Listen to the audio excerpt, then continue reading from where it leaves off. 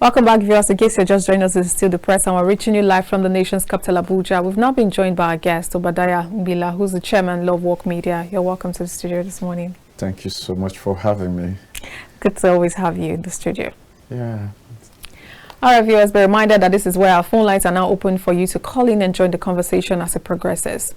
All right, so there's this burning issue, the issue that has been on ground since the week, in fact, since the beginning of this month, which is the issue of the minimum wage. The Daily Sun captions it and says, minimum wage, Labour adamant on 250,000 naira, says Tinubu's response will determine next step. Now, over the weekend, we know that, during last week, we know that they had to call off the strike for a bit after the first 2 days strike to have another meeting with the federal government to find out what the federal government is going to eventually pay when they rejected 60,000. And now the federal government has come up with at least 2,000 naira extra because they said anything 60 plus. Though some Nigerians said they were expecting 60,100, some were expecting 60,500. A lot of conversations on social media, anyways. But now, federal government came up with 62,000 naira as a proposal, and Labour is adamant on 250,000. Do you think this is a realistic bill to be paid? Well, I think there are some aspects of this issue that have been left behind in the public conversations. If we were able to know the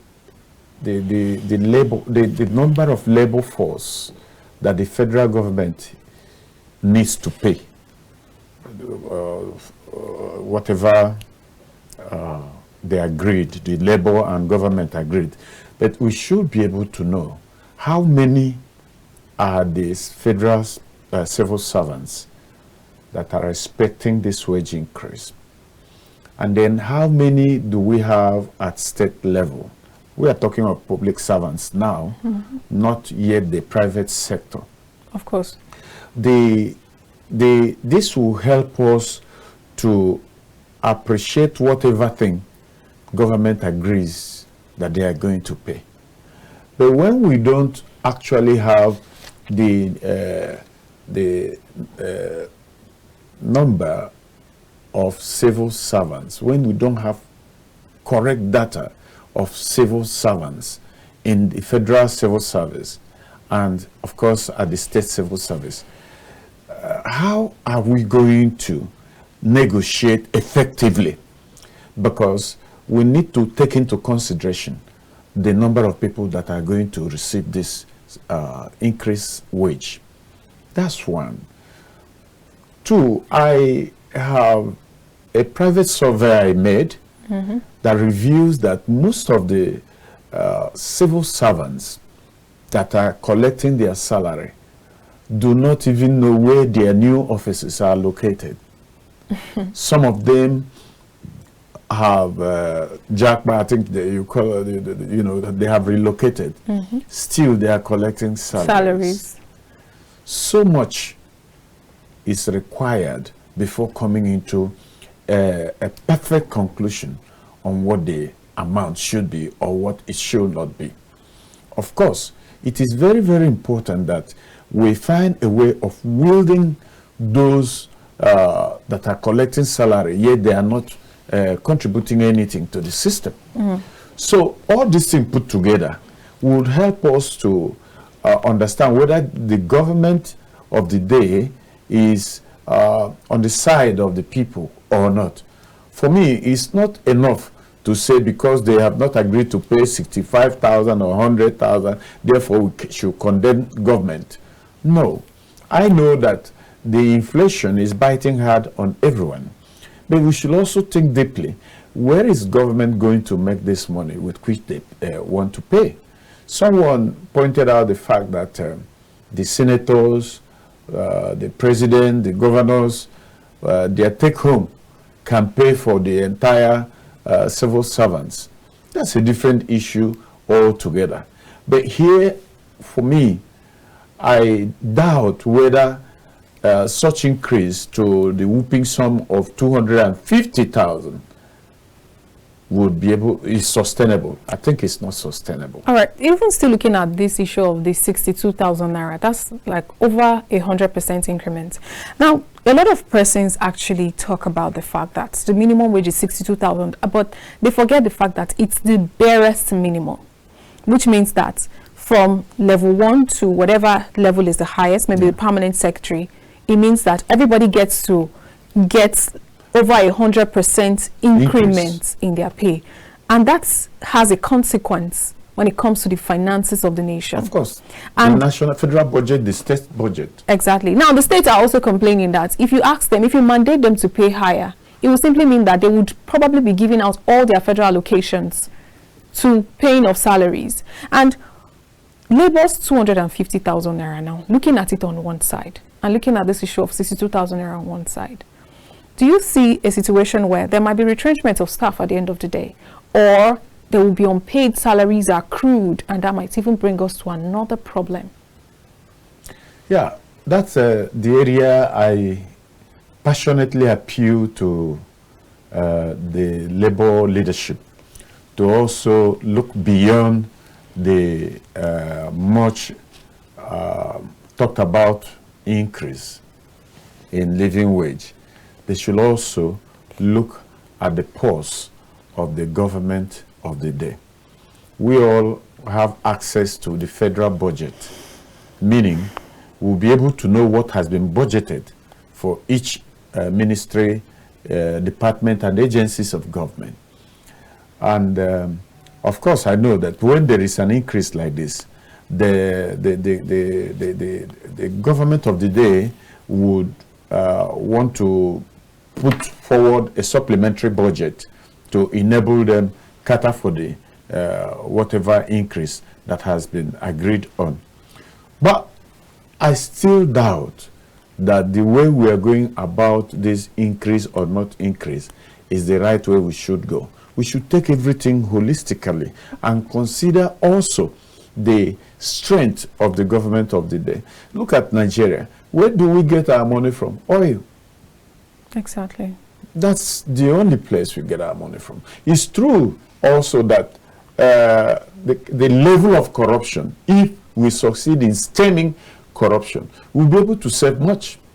Because each time you hear a road is budgeted, 100 million is budgeted for a road, go back to the end product, you discover that over 50% or 60% has gone into private purses. Only 40% will be employed for the project.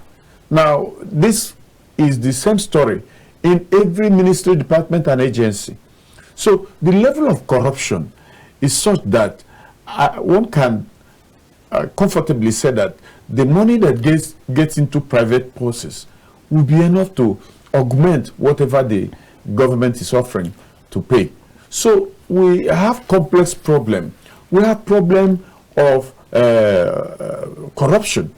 We have problem of inadequacies in our revenues. And then, of course, we have problem of civil servants not being faithful, not being patriotic enough to deliver on what they have been employed to deliver. It is unbelievable when you go to some NDAs, you see that an office that is going to pay for, say, about 1,000 workers, you will not get up to 100 that are actively at work. So there are too many areas we need to look into and then see how we can seal those loopholes that have been running for many years now. And of course, that has become like our culture. It appears if you have not learned how to steal from government, then you're not smart enough. You are not smart. Your fellow workers in the office will be avoiding you. You know, only the clique that knows how to pinch the bag so that they can pilfer from the bag. These are the people that have effective clique. Yes. They know they attend their social gathering because they know money will flow. You know, the civil servants, Sometimes you'll be surprised. A level 8 officer will be driving a car that a permanent secretary may not even have. So how did he get this money? Because there are loopholes in his office. He took advantage of those loopholes and then practice stealing. So we want to increase the civil servants' pay. It's good for all of us if they receive an increased wage. But have we created the atmosphere that would make government to be sure that the money they are paying is going to the hand of those that are working for them? Not someone that is overseas doing his private business, yet claiming salaries from the department or ministry or the agency that he belongs to. Not someone that only comes around when there is a biometric census. For payment of salaries. Yes. They only report when there is biometric exercise, you know. So this is the problem.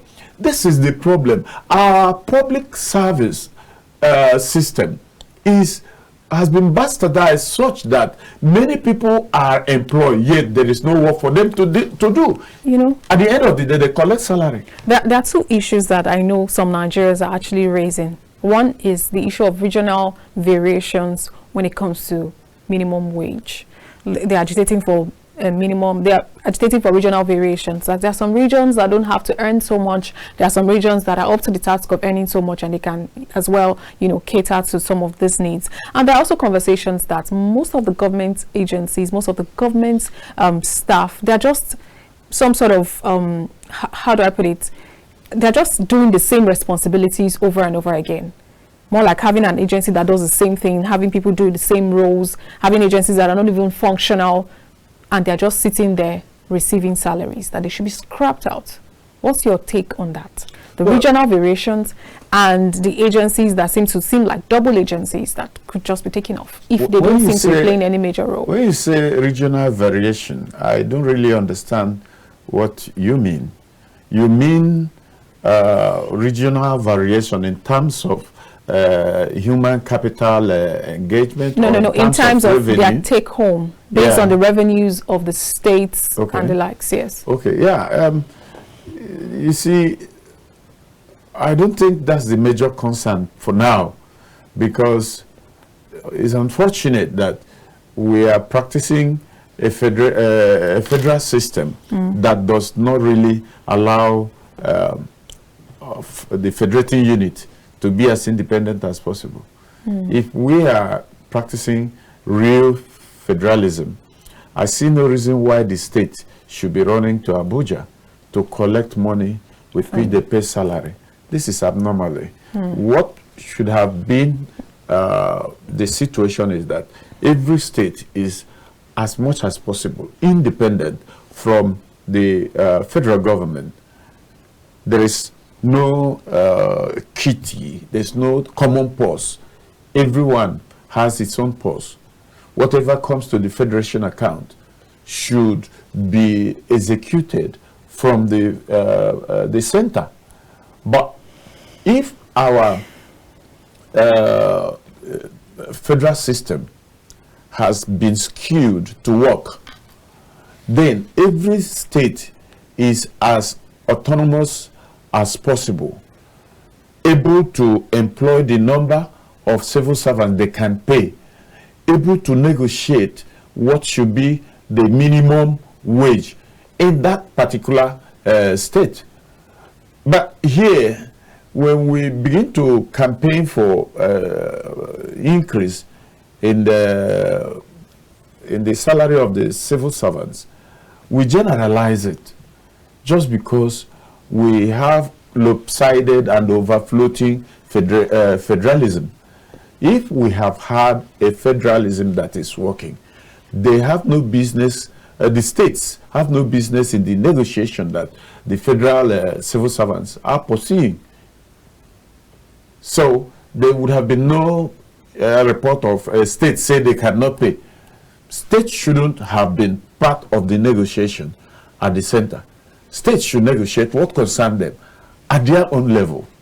But here we dump everything together and expect that whatever the federal civil servants have negotiated should run down. Apply to states. That's not going to be possible. And that's why a lot of them have not even implemented 30,000 naira minimum wage. That has not been possible. Even the first one, like you rightly observed, you'll be surprised to know that there are states, I don't want to mention where those states are located, but they have not been able to pay more than 18,000, not to talk of 30,000.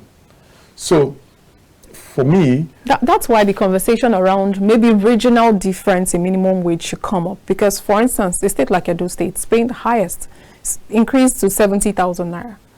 So that's why those conversations of should there be regional variations when it comes to this minimum wage? Will it become better? Edo State has just demonstrated that courage for 1 month. Yes. We don't know what's going to happen in the next 2, 3, 4 months, 1 year, 2 years, and so on. We want to know whether what Edo State is paying is sustainable. And you cannot judge whether it's sustainable with the payment of 1 month salary. Absolutely. Let us run with Edo State for 2 years. And if it is sustainable, if they are able to sustain it, because many people have interpreted it to be a parting gift from the sitting governor, meaning that if eventually a new governor comes in, he's going to find it difficult to sustain that amount. Be that as it may, it is our desire, especially those of us that are involved in public affairs analysis, we want to see how the Edo salary will be sustained. If it is sustained, then we can use it as a yardstick to also compel others to say, if Edo can do it, you can do it. After all, Edo State, though it's an oil producing state, does not have extraordinary IGR. They don't. So they also go with the what the federal government allocated to them from the federation account. So let's watch and see what Edo has done, whether it's sustainable realistic or not. It will be. So for me, we cannot begin to judge now and say, Edo State is paying, therefore Abia State should pay, Lagos State should pay, and so on and so forth. Let's watch the development in Edo. All right, so part of the conversations around this labor strike is the fact that labor may have been hitting, they may not have been touching the root cause of the problem. Instead of asking for minimum wage or a living wage as they are requesting for, they should probably be asking for something better, maybe refineries, and ensuring that Nigerians have better lifestyles away from just making money. And because making extra money and not tackling the problem is going to lead to another inflation. What's your take on that? Well, the labor should only do that which is their responsibility. Statutorily speaking, okay, once you are engaged in either in the federal civil service or in the state civil service, your job is well spelled out. It does not include revenue generation or managing the infrastructures, the public infrastructures. No, it only aims at what your employer asked you to do. I don't think it is their job to begin to demand for functional refinery and so on and so forth. If they do that, they are just doing it to compel a government that is not active enough, that is not effective enough to become effective. So labor are employees, either for government or for private sector. So their job is to do whatever their employers ask them to do.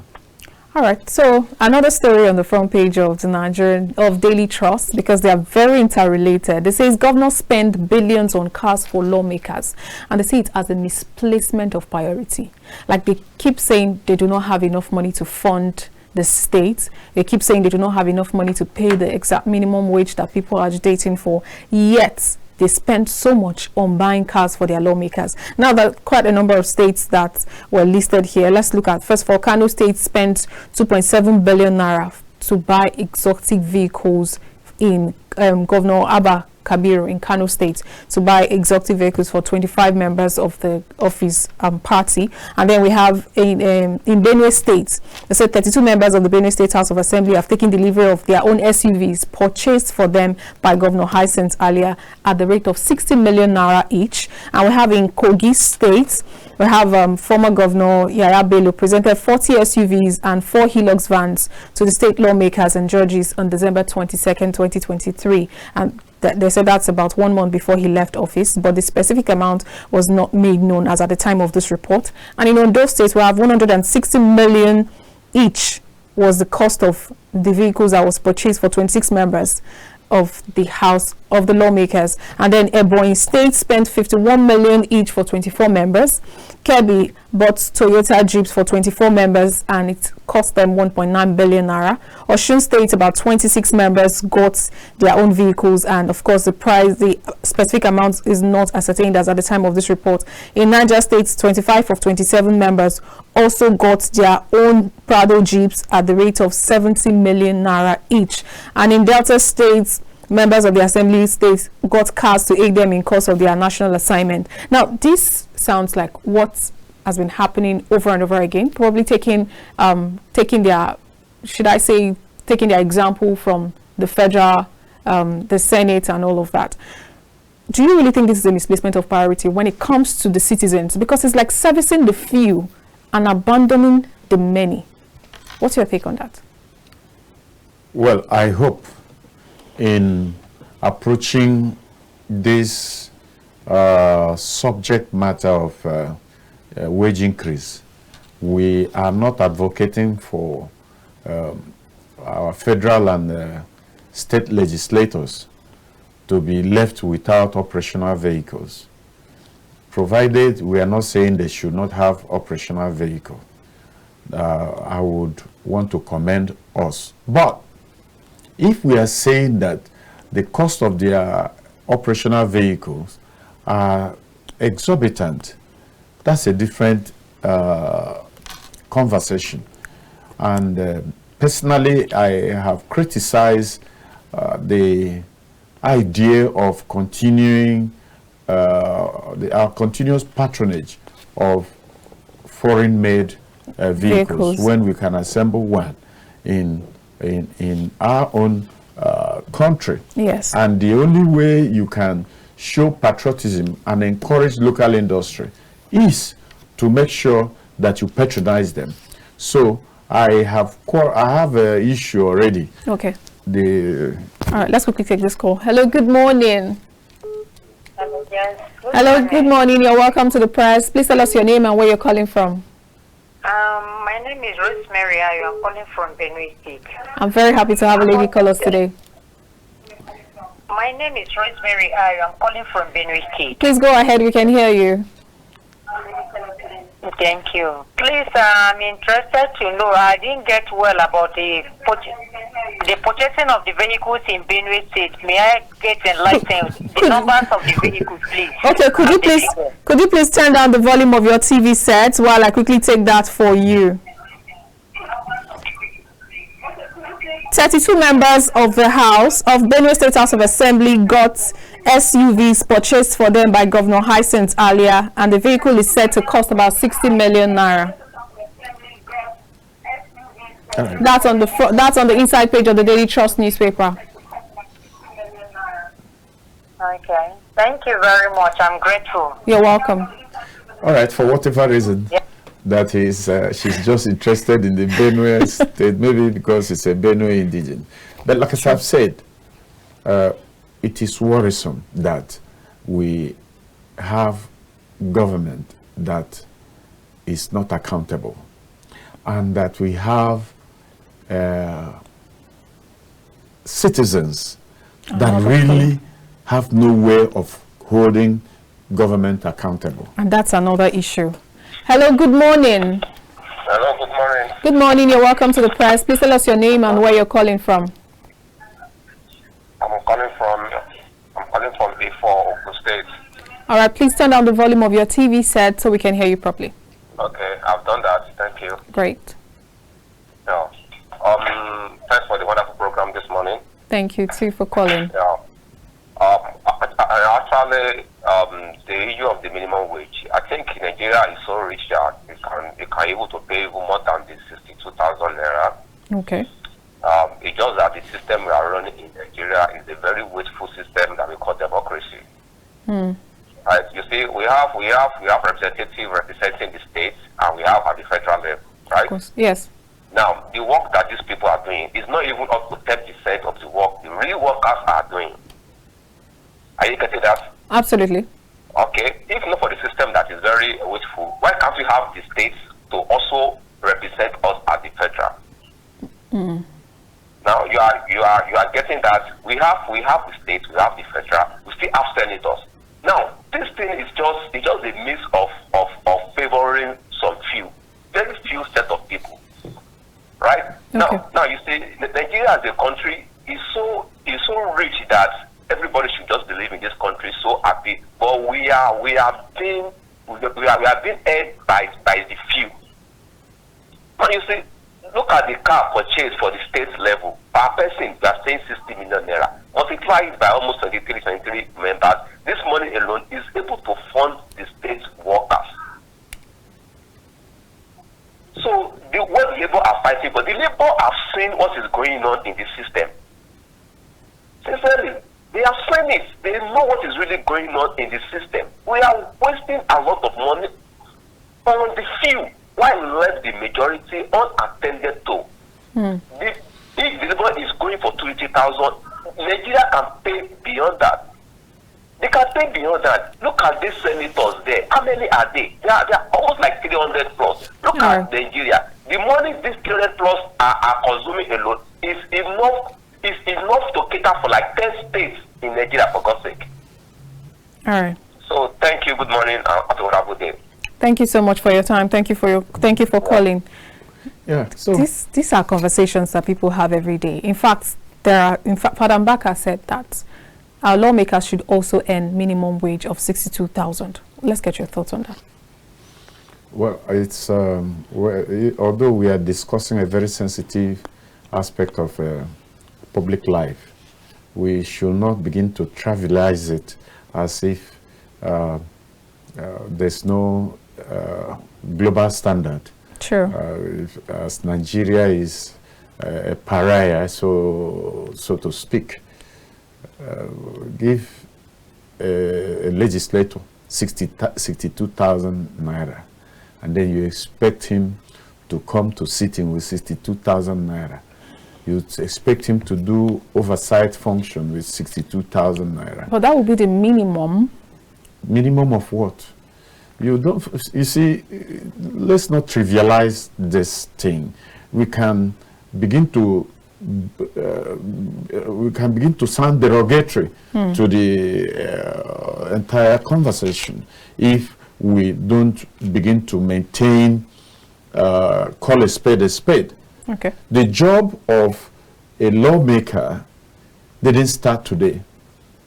All through the years when the parliament started existing under the colonial regime of Rome, they called them the house of noble.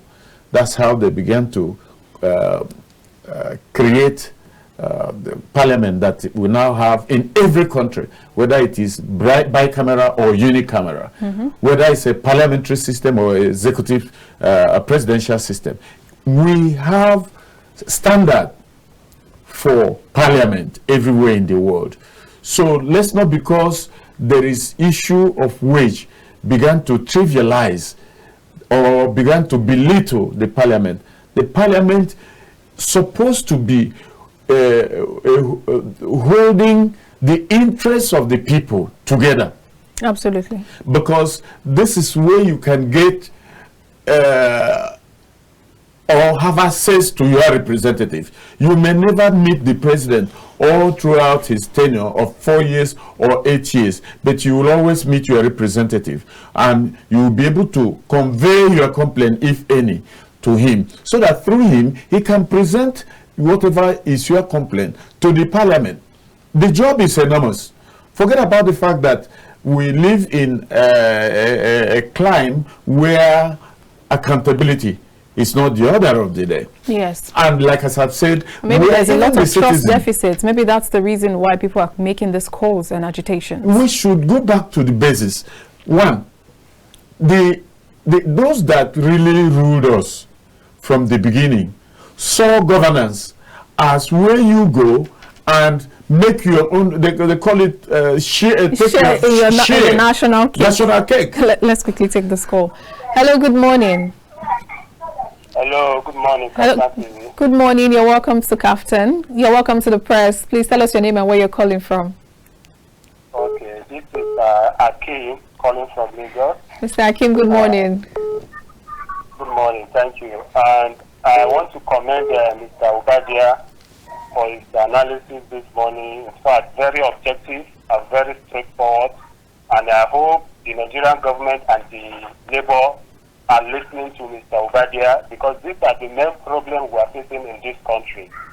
And in making reference to the last caller, I'm so sorry about the last caller. Probably maybe it's a civil servant, because his complaint is more or less tend towards a civil service or whatever. But I wouldn't blame him.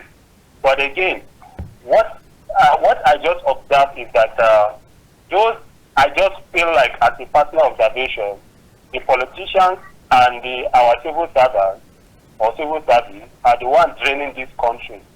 Just borrowing from Mr. Obadiah's issue of corruption and other things like that. You know, if we cannot deal with this issue, it's more or less like we are wasting our time. And issue of cost of governance. This thing is very, very important. I don't know why we are shining away from that. Even if it is not the responsibility of NLC to fight for Nigeria or over the issue of the cost of governance. Cost of governance. Then I don't think Nigeria will want to buy any idea of their own salary being increased. Because how many are they? They are not up to 10 or 13% of Nigerians. Cut across, go to the private organization and other things like that. This thing will not be effective all round. So the best thing is Nigeria is in a situation of more or less comatose, if you want to say. So let the politicians to show that they can a kind of sacrifice. The sacrifice should come from the reduction of cost of governance. We keep on shouting on this.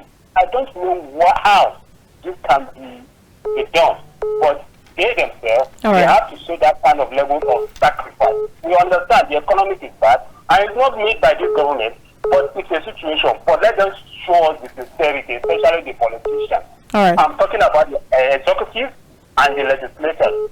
The judiciary, their salary and other things should be taken care of. Then the labor and the civil service, issue of corruption must be checked. Absolutely. If there's no accountability, in anything people do, we are just wasting our time. God bless Nigeria. May God help us all. Thank you. Amen. God bless you so too. Very much. Hello, good morning. Hello, good morning. Good morning. Good morning. You're welcome to the press. Please tell us your name and where you're calling from. My name is Alhassan, calling from Mbila. You're welcome, Alaji. Please join the conversation. On this issue of minimum wage, the way people are just talking about it is as if Labour are doing something that is maybe abomination or so, or something of that nature. Okay. And I think this is in law in our constitution that minimum wage should be reviewed every 5 years.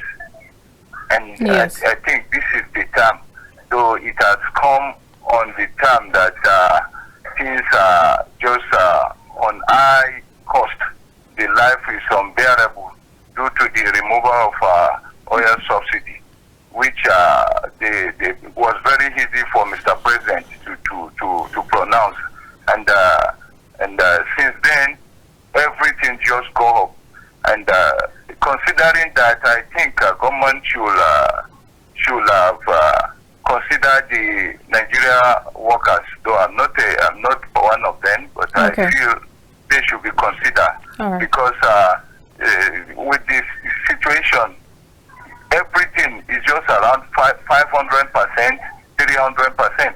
And this goes to the governors that are even denying they cannot pay the minimum wage. They said minimum wage.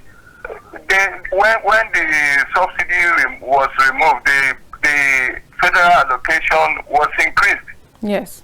For the states, if not 300 or 500%, or around 300%, they got their FAC increased. Yes. So why are they complaining now? Why are they complaining now? They should not be selfish in dealing with the issue. These are the people that are collecting the revenue and other things for them. All right. They should they should consider them. Thank you. All right. Thank you very much. If even 3% of what they are collecting, it will be okay. At least 90 or 100,000. All right. Thank you. Thank you very much. Thank you for your time. He's proposing 90 or 100,000 naira. Yeah, what do you make about the cost of cutting the cost of governance? Yeah, we have been campaigning about that for a very long time, and no one appears to be giving listening ear. The cost of governance is very, very high in Nigeria, and the reason is because of corruption. And like I keep sounding this warning, until the citizens began to ask for transparency in the transaction of government, we may never get all these things right. You don't believe that there's been this conversation that although the president has announced the removal of petroleum subsidy, but an official document that reveals that subsidy is still being paid. Such things supposed not to happen, because it shows that the government is not transparent in their dealing with public finances. It's not their money; it is the money of the nation, of the country, the citizens. Therefore, however they manage it should be made known to the public. That is why we have federal budget. It is an open document. Let everybody know that we are going to spend so and so amount of money on so and so areas as itemized in the budget. But all these things we are saying, it will end in just talking. If the fundamental problem that actually has eaten deep and brought about corruption has not been removed. And what is that? The mindset of Nigerians, whether when they are employed as federal civil servants or state civil servants, or when they are elected as members of House of Representatives, governors, presidents, members of state assembly, their mindset is to go and take their own share of the cake. This is a negative mindset, and it has survived for a very long time. Obasanjo tried as much as he can to make sure that the tide is stemmed. Yet, the whole thing skyrocketed when the present ruling party came in. They become so unaccountable. They become so reckless in their spending. We heard about projects that were not there, but they spent billions. Look at what happened under the humanitarian ministry, who could not even account for those that is paying their salary when she appeared before the parliament. Are we going to talk about the former aviation minister that was playing game with Air Nigeria? Air Nigeria. This is the way we are being ruled. This is the way we are being governed, and everyone is devising criminality into the system, into their different strategies. When will this end? So it's not just enough to say, oh, we want salary increase. There are people that already happened that this increase will also mean something is going to their pocket that is not to be accounted for, because some of them, maybe directors of finance and administration as it were, they know that there are some names that are in their biometrics that only pay salary, but it is collected by others. They're there, and we know. So what are we doing to make sure that we handle the affairs of this country as if it is our country, not the country that we want to make dry and everyone goes back to where you come from? That's the attitude of public servants. That's the attitude even the civil servants themselves that are now campaigning for wage increase. We are not patriotic. There is no way to say it and say it better than we have to change. This is not the way to move forward. That is why we're where we are. The corruption level, the attitude, the national attitude, we don't even have what we should call our national culture. Nothing. We have bastardized everything either with religion or with ethnicity. When are we going to have a country we will be sympathetic to? Well, we will pray for its survival. We would desire that it becomes productive and it can attend to the need of the populace. Honestly, I wish we had all the time in the world. Yet, there's also this burning issue on the paper, the Nigerian Tribune, that says anti-open grazing bill. Meeti allow Pande for Aneze in fresh role. Lawyer insists on proposed legislation. Farmers, herders threat to our corporate existence. That's another nagging issue. Is this something we can discuss in the next 3 minutes? I just want to say, yes, very, very briefly, it is a pity that the so-called Nigerian citizens are the ones that are making this problem, creating this problem for us. The herders, most of them, in fact, very substantial number of them are not Nigerians. And what is wrong in asking them to operate ranching system? A ranching system. And you see some, even former governors, kicking against it. So you want to continue the situation where herders and farmers will continue to clash? And there will be no end to it? Is it the way you want this country to survive? Look at some places in Benue State. They no longer go to farm just because of herders' problem. In fact, when you're walking on the street sometimes, in the Federal Capital Territory, you find... In Federal Capital Territory, they own the highways. Grazing. They own the highways. Is that what you see in Saudi Arabia when you go to make pilgrimage? Is that what you see in Jerusalem when you go to pilgrimage? Why is it that you want something to work and you enjoy what works in other countries, but you don't want it to work in your country? Kenya have getting rid of all this, the level where we are, and we are still debating, would we do ranching or not? And you want to locate plots of land that belongs to indigenous people in Abia State, in Oyo State, in Ondo State, to people you don't even know where they are coming from. And you say it must be like that. And that's how you want to promote one Nigeria. And you know, there are conversations that if you want to do ranching in the federal level, then you should also do it for other businesses, not just for cattle rearing. Well, yeah, it should be a hub that brings other businesses together. The abattoir, those that operate abattoir, those that sell food and all that should come into that hub. It is one of the best things for them to do. Even the veterinary doctors can also open up their shops there so that they can attend to your animals when they are sick. So much can be achieved through ranching system. We can even find people who will now invent the type of food the cows will be eating so that they can grow faster than this suffering. You lead them to over 50 kilometers every day. Every day, true, absolutely. Thank you very much for your time today, Obadiah Mbila, Chairman, Lovewalk Media. Thank you for your time. It's my pleasure. All right, viewers, that's all the curtains on today's show. Thank you for being a part of the show, and apologies to those we couldn't take their calls. We'll take it again tomorrow. Keep trying. I am Olamide Alhassan. I'll see you again later. Bye for now.